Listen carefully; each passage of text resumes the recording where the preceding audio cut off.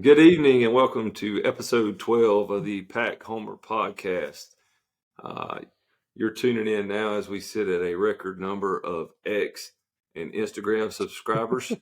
We are firmly in the triple digits on both Instagram and Twitter/X. And also, if you're tuning in tonight and watching the video, you see that we are all in different locations, and that's going to kind of be a theme here the next couple months as we're all busy. I think me and Adam are both out of town this week or today, and then back home, and then on the road and back home. And Wesley is, I think, traveling next week, so can't promise you'll get all three of us together at the same time next week. But we did our best to get together tonight. As you can see, I got some lovely hotel room art behind me tonight. But anyway, big week for the Pack.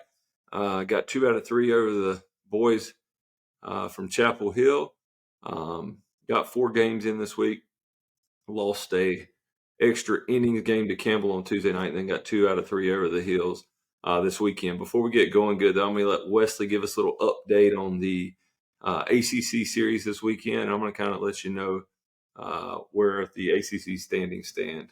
Wesley? Yeah, so we had Duke over Virginia Tech and Blacksburg, Louisville over Miami, Georgia Tech over Virginia, Clemson over Pitt, and Wake over Florida State. All right. So now in the ACC, this is where we all stand. In the Atlantic, Clemson is first at 13-5. Florida State is second at 11-7. NC State third at 12-9. Wake Forest is fourth, a game back of us at 11-10. Still have a series with the Deacons left. Louisville is fifth at 9-9. Boston College at 7-14, and Notre Dame at 5-16. And then on the coastal side, UNC is now at 15-6 after losing 2 out of 3 to the Pack. Duke's at 13-8, Virginia at 12-9, Virginia Tech at 12-9, Georgia Tech at 9-9, Miami at 7-14, and Pitt at 5-16. I think if you look at those standings and you feel like if you win 15 games in the ACC, you have a really, really good shot at making a regional. You have 1, 2, 3, 4, 5, 6, 7, 8, 9, 10 teams with a 500 or better record in ACC play, and then you have Miami at 7-14, which would be a pretty big surprise. Years when you have a tournament that Miami's not involved is pretty surprising. They're at 7-14 right now, and 17-22 overall. So it's kind of trending that way in Coral Gables. All right. So we mentioned earlier we lost in 12 innings this week to Campbell. The story of that game, probably the astounding number of base runners that we left on base. Does anybody have, either one of you guys have that number? It just was a lot. Wasn't it 19? That sounds close to right. I thought it was close to 20. So that. Yeah. On our box score, it doesn't show it, does it? But I thought I was thinking it was 19. So did both of you guys watch that game? Yes. Yeah, it was 19. It is. I do see it now. Yeah, it was 19. So that game, and you guys can kind of refresh my memory. I kind of got so intoxicated with the Carolina wins on Thursday and Friday night that I forgot a little bit about what happened on Tuesday night. But in that game, we were down, was it 7-2 before we came back and tied it up? Yeah, so we were down. Wesley's nodding his head. So we were down 7-2, ended up tying the game with Serrano hitting a game-tying home run, and I believe the 8th or 9th inning. And then had a chance really to win it. We went to extras. Did Derek Smith throw 2 innings in that game? He threw 1 or 2 innings anyway. Yeah. So Smith came in and kind of held him at bay for a little while. We got deep into the bullpen. We just could not get a timely hit. It didn't matter if we had a leadoff runner on. It didn't matter if we had a runner in scoring position. We just couldn't push one across. And What do you guys? I'll start with you first, Adam. Are you guys beginning to get a little worried about some of these wins we're leaving on the table in midweek games, costing us when it comes postseason time? I'm not so much worried about the midweek games. I guess at this point, costing us during the postseason. I know they're kind of the old, verbiage is when you win them, it helps you. When you lose them, it doesn't matter type thing. Hopefully that'll be the case for us. I do think these last three remaining ACC series that we have just means so much more. So I don't know. I mean, you look at the pitching by committee that goes on in the midweeks, and it's just tough to judge. I think there's legitimate concern in some of the losses that we had when we just flat didn't score. This one at least we did come back and ended up putting the runs up, but just all the pitchers we ran out there. We pitched 9 guys over 12 innings, of course. But still, I don't foresee it hurting us. I still say, what we talked about a couple, weeks back was, 500 in ACC gets us in. I still think if we were to get to 17, that probably means that we host. We'd have a couple more series wins at this point, and I think that gets you a host spot. I mean, the remaining games, I was just looking earlier, the remaining ACC series that we have left are versus the number 5, the number 9, and the number 16 teams in RPI. Obviously, looking at it now, it's really nice to have wins over the number 4 and still currently the number 7. Carolina fell 2-7, but to have those series wins behind us already sure is nice. So, and where is Duke now? Duke is, I think, 21st. Excuse me, 21st, and we're up to 29th. So we have 3 top 21 series wins in That's ACC right. play, and That's five series wins now. Correct. Yeah. So obviously we've looked kind of bad on the Sunday outing for, well, I guess Saturday this week, but the third game of the series several times, going back a ways now. But I think you could, there's obviously, pitching in that spot has been kind of the biggest storyline there, probably more than the lack of run scoring, at least for the Sunday game. And we're 12-9 in the ACC now, and we are 0-6 when you look at the Louisville and Georgia Tech series. Lost 6 there. What do you make of that, Wesley? How much do those 6 losses change our season? What does it look like if you win 1 out of 3 in each of those series? Yeah, I mean, you definitely wish you could get one of those back, but I mean, Louisville's been playing some pretty good baseball lately, and Georgia Tech won the series against Virginia this weekend. So, I mean, I think both those games on the road, again, and we got a lot of young players as we have said several times on the podcast. So, it's not like getting swept by BC or Notre Dame. When you lose, you get swept by Georgia Tech and Louisville. We wish we could get those back. But if you look at Louisville, my gosh, that was when we were sending texts back. What's going on? Whitaker's not throwing, Highfield's not throwing. So I'm not sure when you got neither of those guys in a series that we can expect a whole lot different. Yeah, Georgia Tech's actually up to 61 in the RPI now. Yeah, I think Louisville's over 500 in ACC play. They're 9-9. I think they're 9-9. Yeah, both of them are Tech and them. Obviously, we're a big part of that. We're a big part of it. They got a third from us. So I would say that I think it's a little concerning that we've gotten beat up a little bit in midweek play, but at the same time, the ACC series is certainly more important than the midweek game. I do think that the one we'll talk about it a little bit in a minute.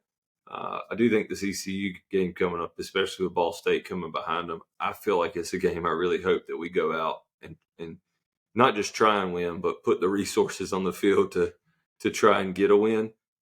Because I think if we do put ourselves in a situation where we win 7 out of 10 ACC series, say we win 2 out of these last 3, well then we might be in a situation where we're trying to host, and I would a whole lot rather have split with ECU than they have beat us twice when they're going to put seeds up. So I would say that while the midweek games certainly aren't as important, it certainly would.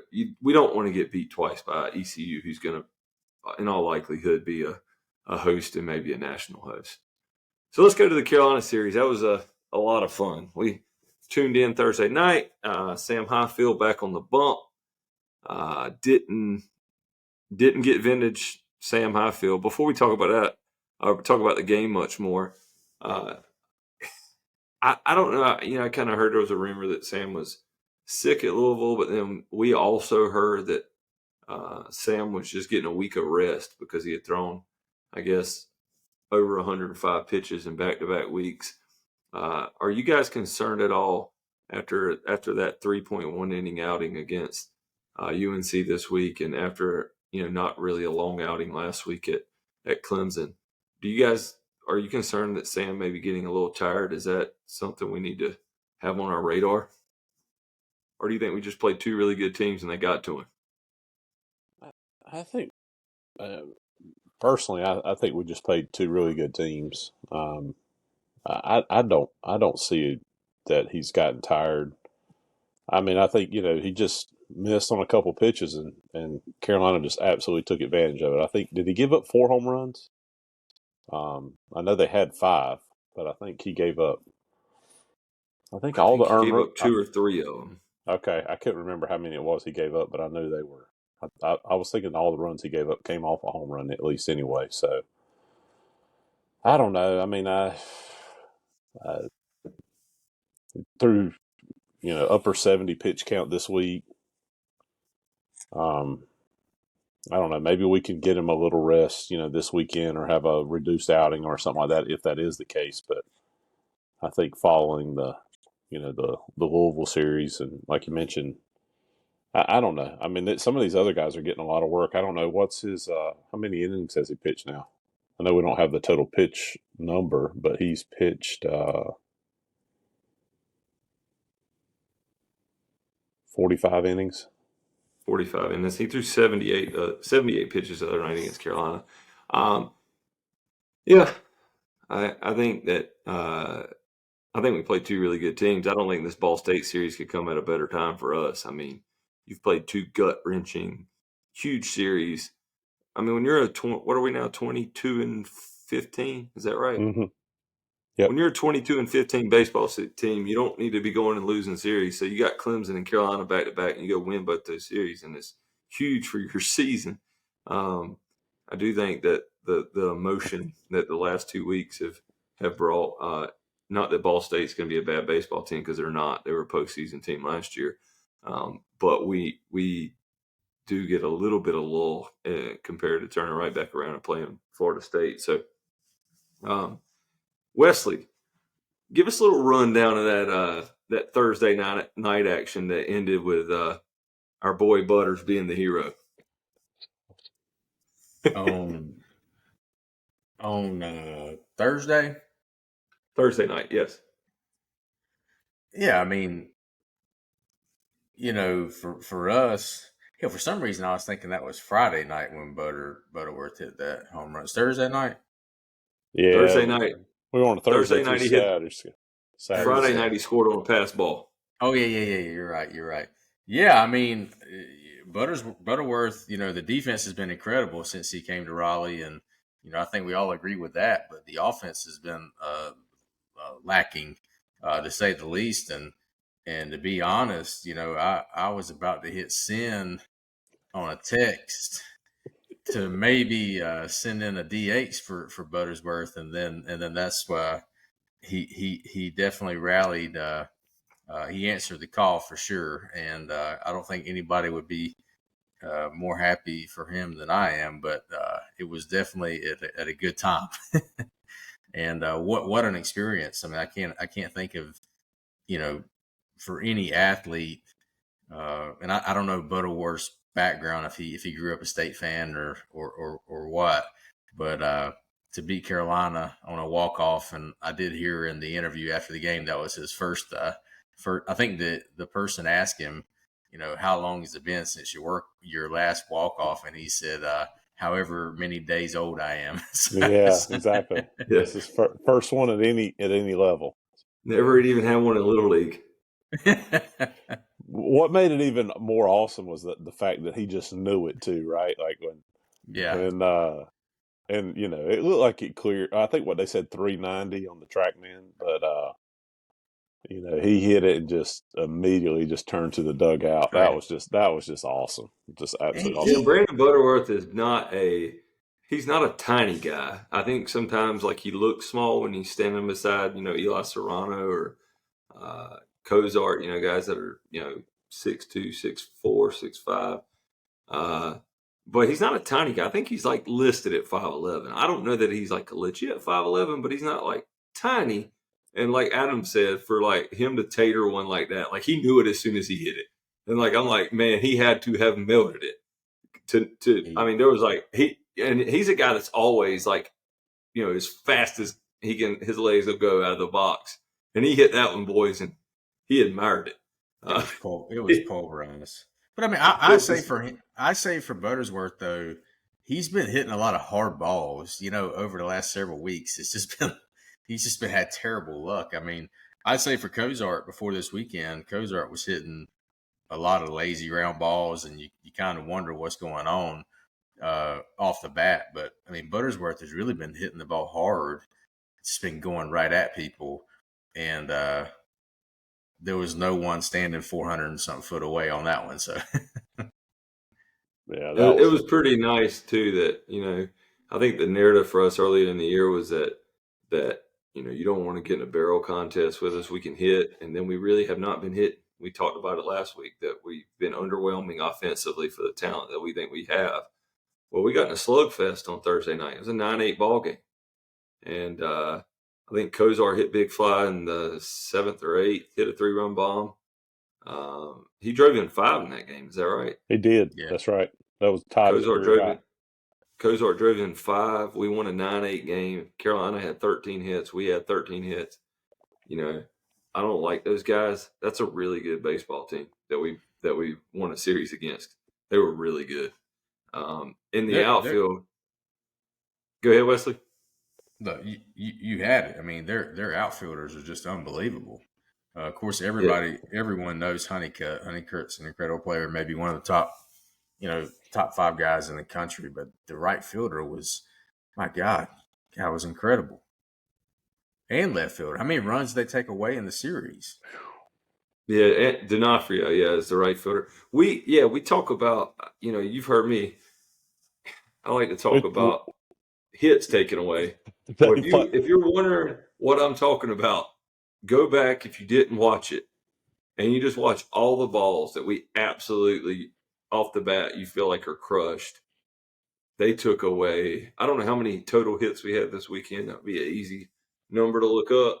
But my gosh, they take away hits. Like, that thing don't leave the park. They get to them all. Yeah. You better not hang it in the air. Gosh, they covered some ground. And not only taking hits away, but they just flat took runs away too. Just absolutely turn around and just. I mean, and you could tell how timid our guys were from going from second to third on what should be clearly a hit that they could advance to third on. They were,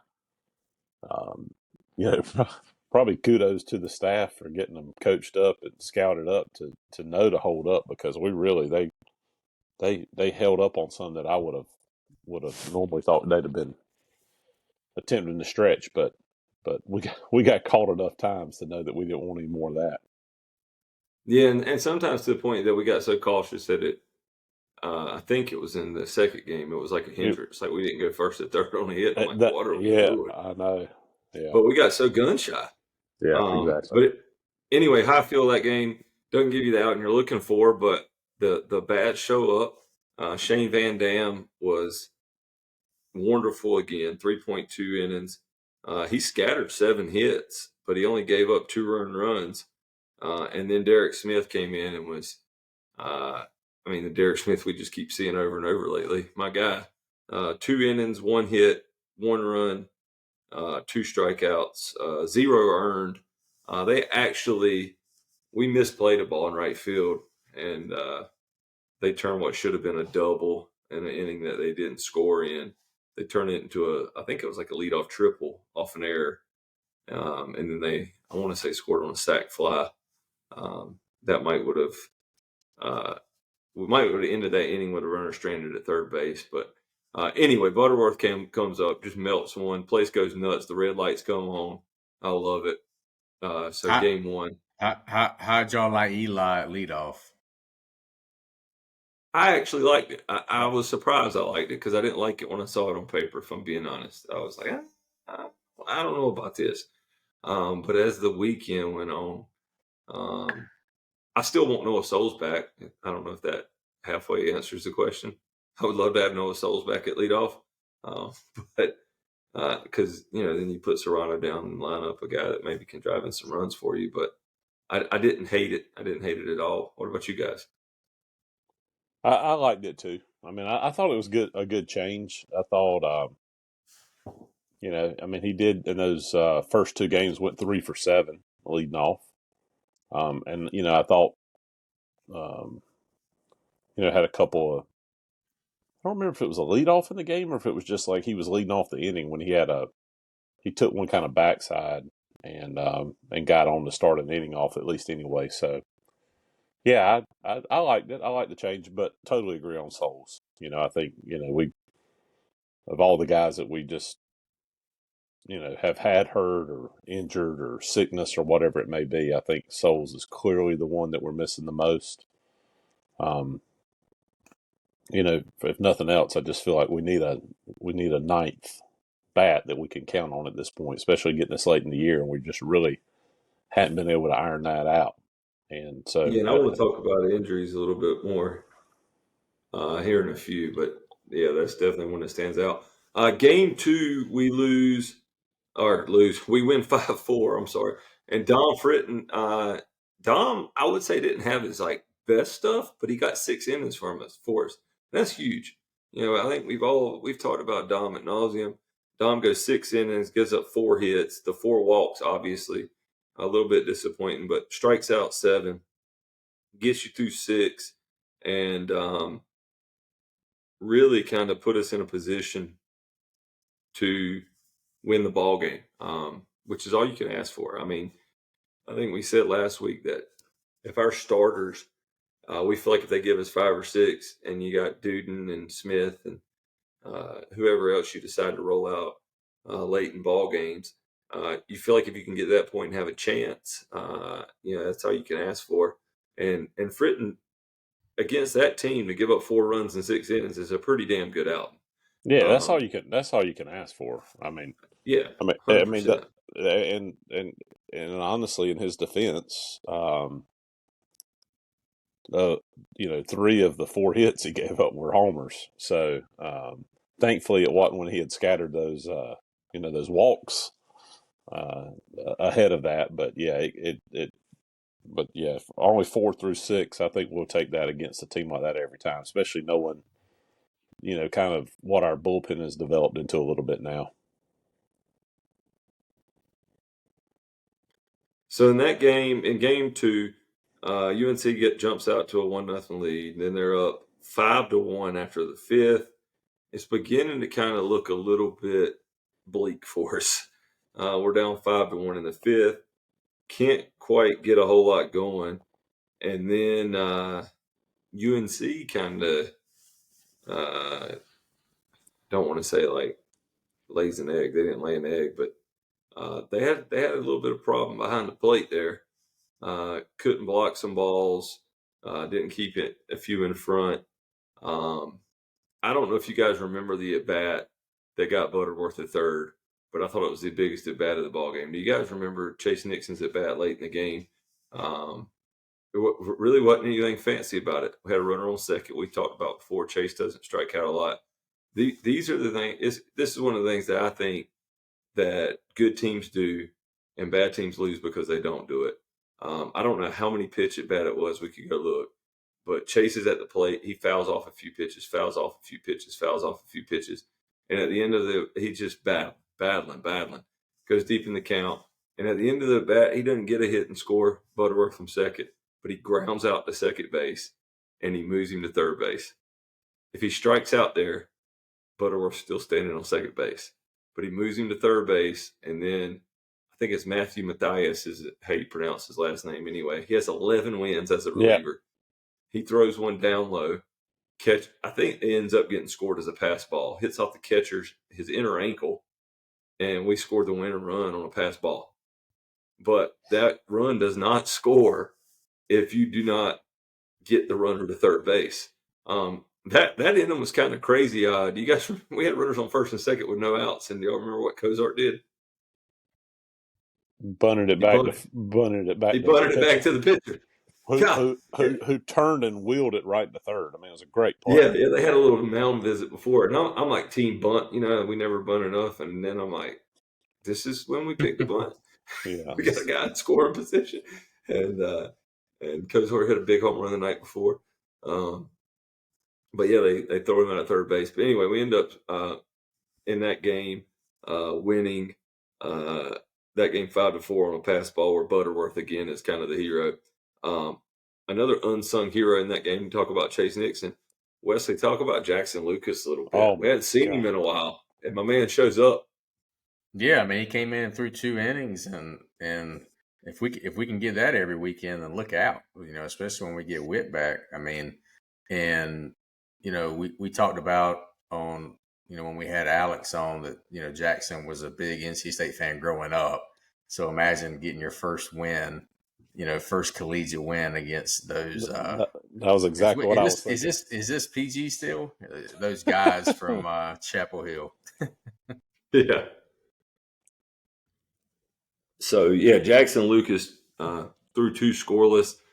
We kind of brought him in a jam, too, if I remember correctly. Didn't we bring him in runners on first and second, and he pitches out of the jam? And I think first and second with no outs. Didn't he walk one and load him? I think that sounds right. We're not doing a good job tonight with our exact details. We're all over the place. But I know that we brought him in a jam. He had a couple walks at him. I think you're right. And pitches out of the jam. And then Duden came in. And, man, we were having a lot of fun there in the ninth on our little text thread. They hit 2 hard ground balls at Wesley's boy, Luke. And we talk about not taking away hits, which I still think I would like to see us take away more. Luke legitimately took away 2 hits in the ninth inning. That was unreal. And to each side, too. One to his right and one to his left. Yes. So they had 9-1-2 up to start the ninth after we had taken a 5-4 lead, top of the ninth. And they hit one to his right, one to his left. If you go follow us on at Pack Homer Pod on Instagram, you can see both those plays. Thanks to our VP of social media. But Luke made a play to the glove side, a play to the backhand against 2 guys, hitting 9 and 1 in the lineup, good base runners, makes 2 phenomenal plays. And then Honeycutt, who really is become like a villain for NC State fans. I mean, the guy just takes away so many hits, hits so many balls out of the ballpark. And Duden, I'm just going to say it, he straight up gassed his ass up. He said, "Come and get it, buddy." He got down to him 2-0. Yeah, he was down to him 2-0, and then froze him up on strike 3 on the 5th pitch. Yeah, that was awesome. What, 97 at the knees? 97 at the knees. 97 at the knees, and then I was worried about him hurting his shoulder with the fist pump he gave. I was like, man, he gonna hurt himself celebrating like that. Yeah, that was awesome. But what a way to clinch a series victory. You got, I mean, gosh, he's like one of those guys, we want to hate everybody that wears a Tar Heel uniform because we just hate the Tar Heels, and we don't like Vance Honeycutt because he's a Tar Heel. But, I mean, we're all being honest here. God, you'd love to have him on your team. I mean, he's just such a good player. And in that situation, game on the line, series on the line, man, it was exciting to watch Duden just reach back and find a little extra. We were talking on the. Go ahead, Wes. I was just thinking about Honeycutt. I'm looking on my phone now. He was the 500th prospect coming out of high school in terms of the country. I mean, he was still drafted in the 20th round, but I mean, you're not talking, the Burris kid from Georgia Tech. He was a top 3 recruit, right? I mean, Honeycutt from Salisbury, he really wasn't an extremely highly recruited kid. 17th overall in North Carolina. So I mean, he was recruited. Don't get me wrong, but he I don't think anyone was thinking he would be a top 5 pick in the MLB draft this May, or I guess June, when that happens. Honeycutt was the 17th rated player in North Carolina. 17th rated North, 5th rated shortstop. That's wild. I still don't understand how Jacob Duden didn't go in like the first 10 rounds out of high school. I mean, he throws 97, 98, and he's 6'5" or whatever he is. But Vance Honeycutt at 17 in the state of North Carolina, I mean, he's got to run like 6'3" or 6'4" in the 60. I'm not talking about yesterday's game. They just beat the snot out of us. But I do want to tell you I was there. The one thing I will mention from that game is late in that game, Honeycutt hit a ground ball pretty hard. He kind of barreled it up, but he hit it right at Butterworth, who was playing a little deep, and we kind of had a shift on. And I sit right on the visitor side, like in the second row, and Butterworth fields it, takes a step, throws it over to first. Honeycutt's safe by like a full step, and Coach Forbes there at UNC looks at his dugout and tells their shortstop, he said, "With a guy that fast, you got to treat it like a slow." He said, "Every ground ball is a slow roller." And I mean, the guy's just got game-changing speed. But yeah, let's not talk about that one anymore. Before we talk about the ECU game and the Ball State series, I want to jump back to that conversation that we were having about injuries. We're not going to talk about Matt Willardson much. Obviously, he's probably the most critical injury that we had this year. I mean, he was our leading guy, one of our leaders in innings the last 2 years. I think maybe the leader in innings the last 2 years. A guy that's been with the program, guys won games in Omaha. But we knew before the season started we didn't have him, and we also know we're not getting him back. But the 2 big injuries right now are the 2 big missing pieces are Noah Souls and Logan Whitaker. So let's talk a little bit about each one. I mean, let's talk about Whit first. I mean, I think I told you guys today that I feel like we're very dangerous in a regional, because if you go look at the Duke series, the Clemson series, the UNC series, we won games 1 and 2. So we have enough pitching that we can go toe to toe with anybody, and win games 1 and 2. From a hitting and defense and pitching, we can do it. Bullpen, we can do it. But if we're being honest, we've been getting the doors flat out blown off of us in Game 3 every single weekend. So I don't know if Adam's pulling the data. Well, I was wanting to look. I mean, like, because today we got beat by 11. I was just curious, like, how many times we've been run ruled on Sunday. I mean, I know this was technically Saturday, but in the 3rd game of the series. Oh man, George. And one thing that has changed is in the beginning of the year, it wasn't because we didn't have Whit. It was because Fritton was struggling so bad. So you feel like we finally got Dom back to closer to the Dom that we know. But now that we've kind of got him trending in the right direction and has looked good for his last 2 starts, now missing that 3rd starter. We ran Consiglio out there. We've run Ryan Marone out there in Sunday outings. How big of a boost would it be for us to get Logan Whitaker back by the postseason? And how much do you think he means to this team? Either one of you guys. I mean, I think he means a lot. I mean, he's our most experienced guy. He's clearly this year has been kind of the most consistent of our starters. And last year. Yeah, I You mean know? he's Well, he's Williston too, but yeah, I mean Yeah, I just he's feel like Witt's like one of those guys that when he goes out there, you almost know you're getting at least 5 innings and maybe seven. Um, I remember back when I was playing, and I wasn't a pitcher. I pitched a little bit, but I had a coach that said that if you take most pitchers that uh, over the course of 5 starts, one time they're going to have their best stuff, and they're going to go out there and they're going to be able to throw it wherever they want to, however they want to, and they're going to dominate. 3 times they're going to go out and have average stuff, and depending on how good they are, some guys' average stuff is better than other guys' average stuff. And then 1 out of those 5 starts, they're going to go out there and they're just not going to have it, and they're going to have to compete and claw and find a way to win games. And I feel like Witt is that guy that over the course of 5 starts in that fifth game when he doesn't have his good stuff, because he's gone out before and thrown 7 shutout innings and struck out 8 or 9 guys. But I feel like one of the things that really separates Witt from even Dom and Sam, who we both think a lot of, or all think a lot of, is that he always seems to compete and get you into that 6th or 7th inning. It might not be pretty. He might give up 6 runs, but he just goes out and battles. And in college baseball, 6 runs keeps you in the ball game. I think our buddy G said that the average amount of runs scored to win an ACC game is like 7 or 8. So, man, that's I a think lot of innings on the weekend to not have. yeah, I totally agree. I was just looking real quick at the stats here. We talk about how dominant we feel Van Dam's been coming in relief, obviously, but him and Witt have basically the same number of innings pitched, 31 versus 32. Witt's got 2 more strikeouts and 4 less walks.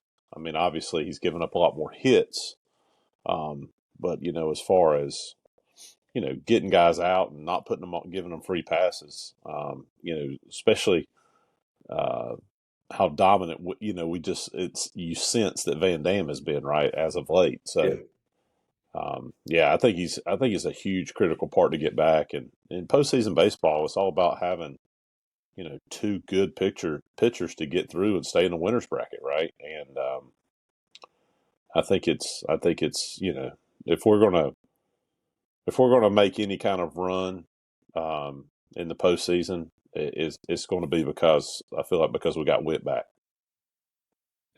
I I agree think with it that. goes a long way.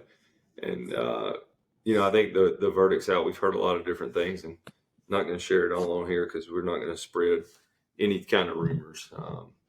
But I will just say that the verdict's probably out on whether or not we get Witt back. We all are hoping and praying that young man gets to toe it up again for the Pack. I mean, he's given his heart and soul to our university. He's been here for 6 years now, and not just selfishly because of the competitor and the athlete that he is, but for him. I think I speak for all of us when I say we really do hope that he gets well going into the postseason and is able to come back and compete. It would, I know, mean a lot to him too. And then Noah Souls, the other, he's a big injury for us, and we can talk about that, attack it from a lot of different angles. But just from the leadership at the top of the lineup, that steady 50 games in a row, you're going to run out there and he's going to lead off the game for you. How many different leadoff guys have we had now? You think we can name them all? So we know Noah led off. Who else has led off for us? Butterworth, Luke. Serrano. I think I actually let Eli at the leadoff. Yeah. I think on Friday night or Thursday night, which the ACC scheduling that Thursday night game is ridiculous. Especially coming out of a Tuesday night game against Campbell. But I think that puts a lot of pressure on, especially Carolina with the true freshman pitcher having Eli first pitcher of the game, and I'm pretty sure Eli hit a base hit, first pitch of the game. So Eli's hitting the ball, he's swinging the stick a lot better. When we talked about this a couple of weeks ago, I didn't say Eli, but right now I think Eli is a really good option at leadoff. Yeah. And then, I think another place we're missing Noah, and not that Noah's not, what anybody would.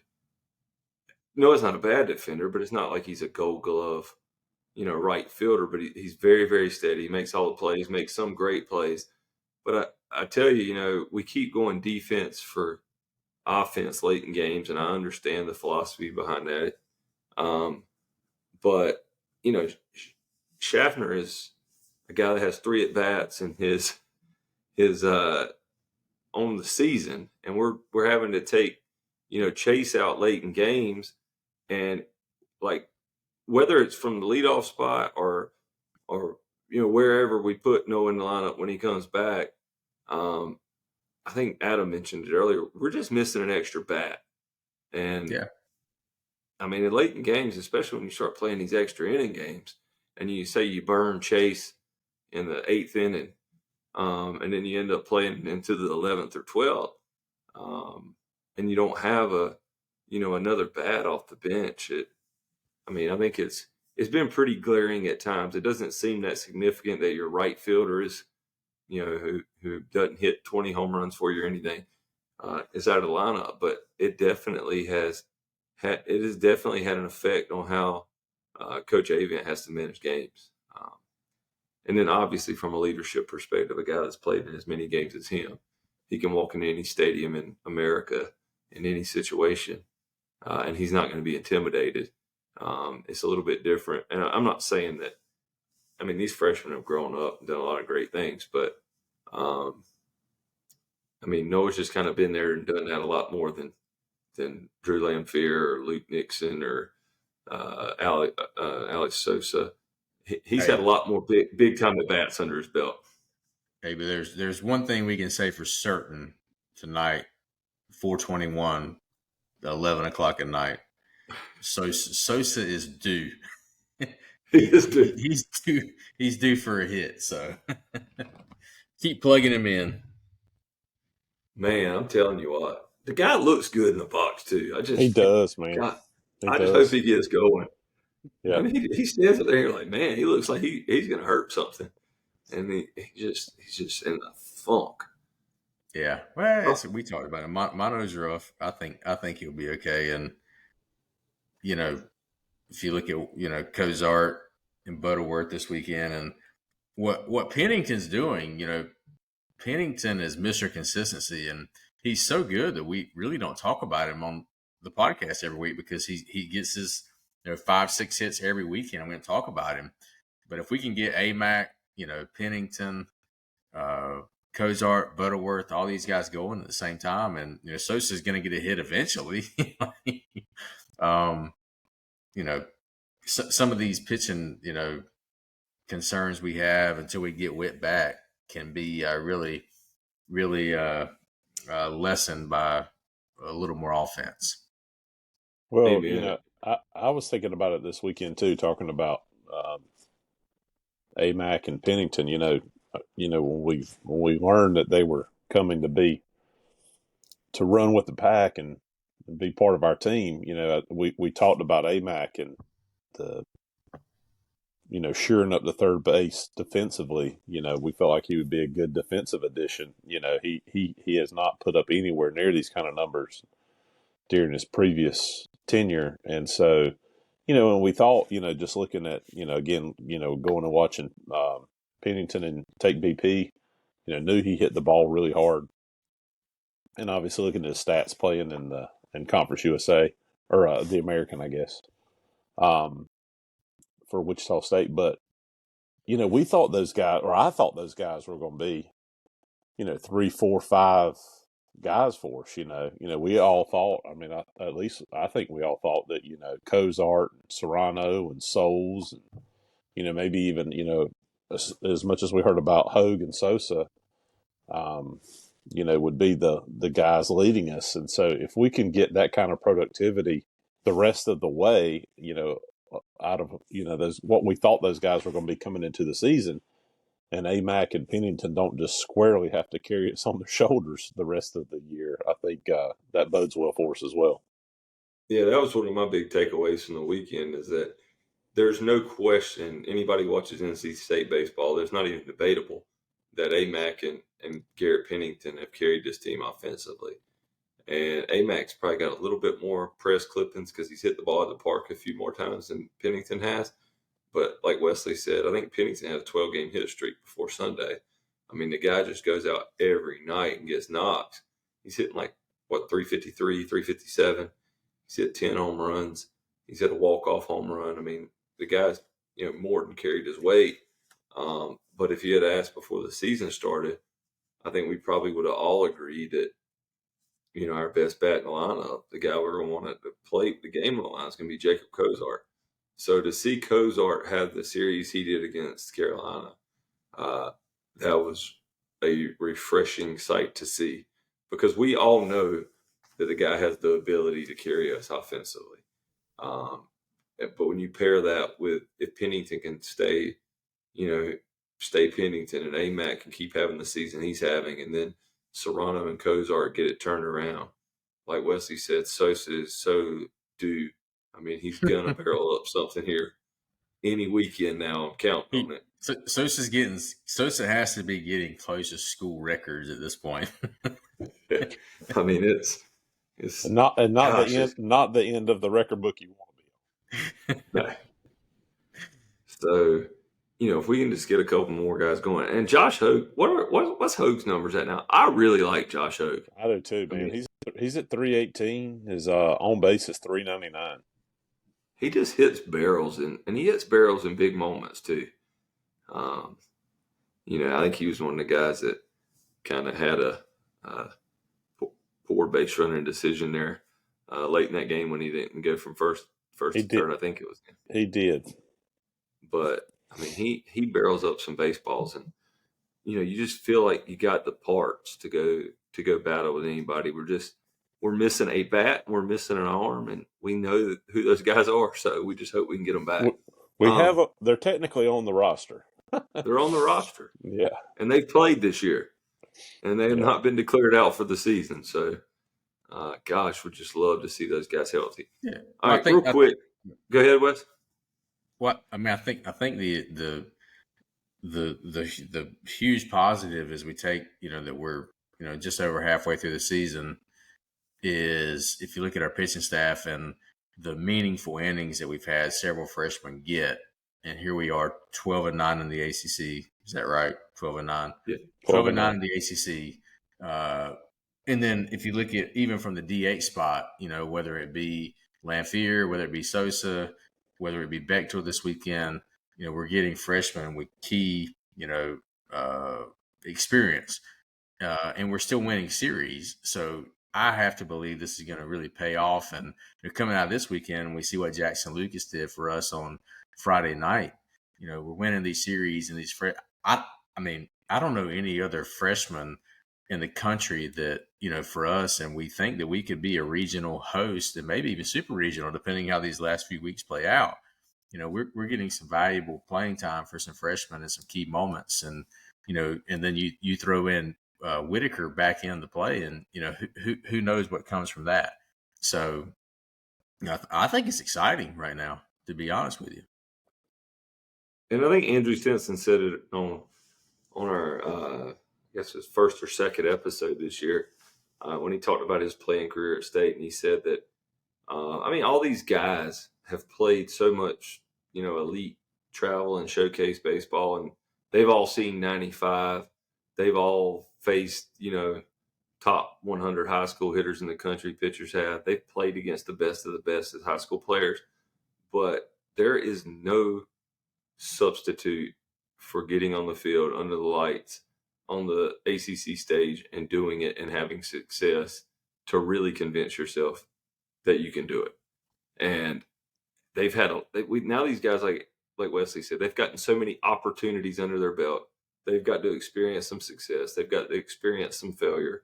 And I think maybe it was Alex or James Henderson that said on IPS this week that those guys are, toward the end of the year, they become sophomores now. And, a lot of times when those guys sit on the bench all year long and they come back the next year, they're almost like freshmen again because they have not gotten into the lights and they hadn't had the experience. But our guys have actually had the game experience that they've they're turning into sophomores, and as we go down the stretch, Yeah, it'll be even interesting. I mean, just think about Consiglio on the last two Sundays. We've got two losses the last two Sundays, but Consiglio has pitched against the top 10 RPI teams the last two Sundays. I mean, And looked great versus Clemson. yeah, I mean, that's going to pay dividends in my opinion as we get towards the back end of the season.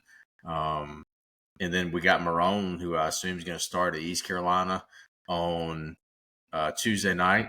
And, my prayers go out to AMAC because I know he's going to be going into an extremely hostile environment in the jungle. Eastern North Carolina in the jungle. But, that's some serious experience that a lot of, 18-year-olds aren't getting to experience. And again, if we can get Whit, for us, if Whit, our prayers are out, like Cal said earlier, to Whit, but if we can get Whit back and healthy, I really like the roster that we have right now going into May and making a deep run into the tournament. I agree. All right, let's talk about ECU real quick. We're going to the jungle. We got our doors blown off in Raleigh. What are you guys expecting / hoping to see on Tuesday night over in Greenville? Obviously a win, but what else are we looking for? I honestly, again, going back to I like ECU. I really do. I like the baseball team. I like Cliff Godwin. I mean, Godwin's going to be, like we talked about it the last time they came to Raleigh. They were up 11-2, 11-3, whatever it was, and he's still stealing bases. Yeah, hit and run and laying down bunts. Godwin wants to win this game. And, do we return that? Are we going to go into Greenville and say we're going to win this game no matter what? I don't know if we will or if we won't. I hope we do, like Cal said, as we're playing Ball State this weekend. If we don't win, I don't think it's the end of the world, but I do think this is definitely a game that we would rather pick up, especially when we're going to look at regional host and Virginia losing their series to Georgia Tech this weekend. That to me opens up another host in the Southeast that, hopefully we can win this game against East Carolina and Greenville. Then we can, at least win the series against Ball State, take 2 or 3 against Virginia, Florida State, and Wake Forest. And then to me, I don't know any other team that's got a better resume, in my opinion, when it comes to top 25 series wins. You just really feel like if you can go over there and win Tuesday night and have a big weekend next weekend, you just start feeling all kinds of momentum if you can. Well, I mean, the reality is East Carolina, and they can't help it, but the Americans terrible. With conference realignment, they've lost Houston and other teams. Their best series wins against North Carolina, and I don't even know if that's a real series. It's the first 2 weeks of the season. It's at 3 different sites. I think they play 1 game in Chapel Hill, 1 game in Fayetteville, and 1 game in Greenville.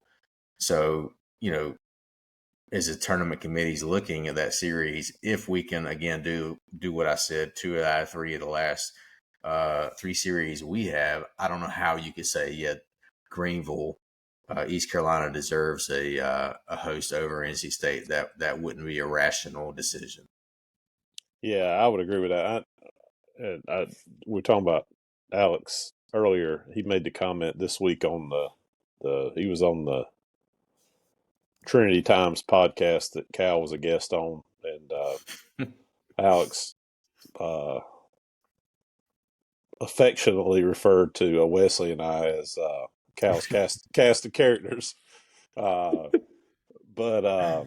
he was looking somewhere and made the comment on there that our projected strength of schedule at the end of the season was 3 right now. So to y'all's point, when you've got so many, other variables that, potentially be seemingly close, even though regardless of what happens Tuesday night in Greenville, we're not going to probably end up with a great midweek record. Obviously, that would be a good feather in our cap to get this one this week, but having the number 3 overall strength of schedule would be a huge separator for us, I feel like. So, we got some tough games left on the slate. So I mean, It's a good opportunity for us. great every opportunity. every series that ECU has the rest of the season, their strength of schedule is going down or up, I guess, however you want to look at that. Whereas for us, the gauntlet that we go into after Ball State with Virginia, Wake Forest, and Florida State. Florida State, that's just, it's murder's row. Gosh, would any of us have guessed if you had said, "Hey, look, you're going to win 5 out of your or 4 out of your first 6 series"? Would anybody have picked Clemson, Duke, and UNC? I mean, wow. Or not picked Louisville and Georgia Tech as being 2 of those. Yeah. All right, Ball State real quick. Just going to give you guys the highlights or lowlights or whatever you want to call it on this. So Ball State is 25-15. Have those guys for a 3-game set next week. They've only played one ranked opponent all year. They lost 12-2 to Coastal Carolina back in February. But they are a 25-15 ball club. They hit a lot of home runs. They've hit 62 home runs. They're not a great base stealing team, but they like to try it. They're 33 for 50 stealing bases. Wow. But they hit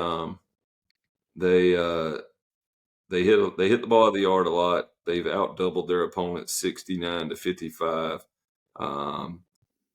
Their pitching staff, they do not have anyone on their entire pitching staff who has thrown over 10 innings with an ERA of under 4.15.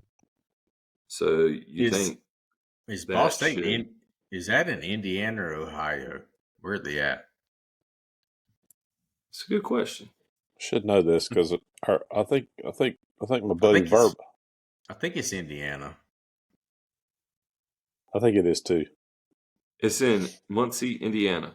Yeah, they are 127th currently in the RPI, but they are up 14 spots this week.